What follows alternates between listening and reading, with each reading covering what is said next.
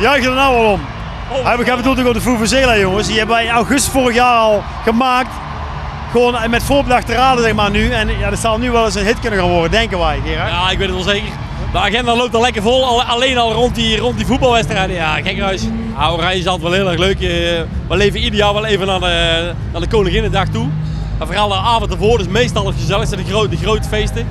En ja, Koninginnedag is gewoon gezelligheid. Gezelligheid en lekker veel optreden. Overal gezellige mensen, verklede mensen. Ja. En daar hebben we ook een liedje over gemaakt. Hè. Vorig jaar hebben we de Vuvuzela gebracht, maar er stond een tweede nummer op. Dat heet Waar de Hollanders zijn. En dat is echt een liedje wat over dit gevoel gaat, zeg maar. Overal waar Hollanders zijn, zie je Oranje, zie je mensen gezellig bij elkaar. In de Polonaise.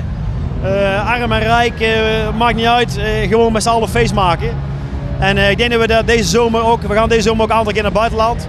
Nemen de camera mee, denken we, en dan gaan we een clipje schieten voor waar de Hollanders zijn, denk ik. Dat is hartstikke leuk. De Vuvuzela, daar doen we eigenlijk niks meer mee. Die gaan gewoon slimeren, zeg maar. En we komen binnen nu en 2 weken komen met een nieuwe single, die heet De Helikopter. En we kunnen als de beste dansje even voordoen. Ja, dat is wel leuk, hè? Ik heb een helikopter. Ik heb een heli.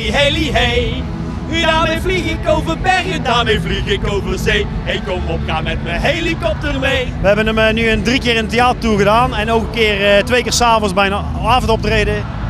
En ja, iedereen doet gewoon mee. Dus dit is weer echt een liedje, een Gebroeders Co liedje, wat kinderen leuk vinden, ouderen, bejaarden. En ja, ik weet dat iedereen vindt het volgens mij leuk, met de hand omhoog een beetje gek doen. Ah, de clipje is gewoon een leuk clipje geworden. We hebben 5 danseressen erbij en stewardessen, 4 danseressen waren erbij. En wij hebben zelf meegevlogen in de helikopter. Ja. Het was te kort dag om zelf nog te mogen sturen, maar het was wel heel erg leuk, toch? Ja, die dames hebben het clipje een beetje opgeleukt, zeg maar. We hebben echt super mooie stewardessen. Echt helemaal geweldig. En het dansje zit er heel goed in, zeg maar. Dus dat moet een beetje de rage worden van deze zomer.